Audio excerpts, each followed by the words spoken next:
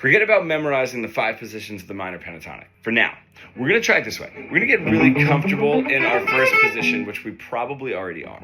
Now, when that happens, we can visualize that minor bar chord right there, which is very, very visually helpful.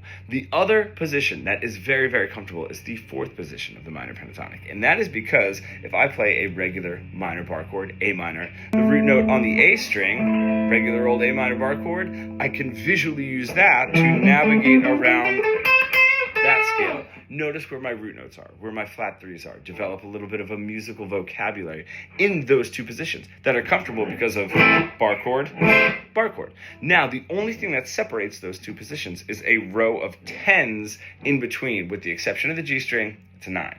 So now, if I have my 5/8s and 5/7s are in my first position, and I'm comfortable here,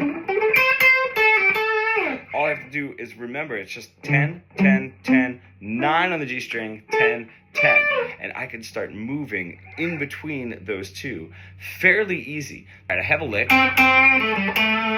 Right, can I play that lick in this position up here by using those 10s? Right,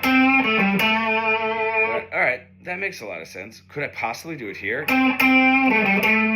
The best part too is when you're figuring that out, the top fret of the lick, in this case it's 7, is just the bottom fret for this version. The top fret here just becomes the bottom fret for this version. So you can spider walk your way up, which is how the positions are set up, right? The 8s and 7s of my first position does just become the back part of my second position, right? The 10, 10, 10, 9, 10, 10, that is the upper part of my second position, just becomes the back end of my third position, right?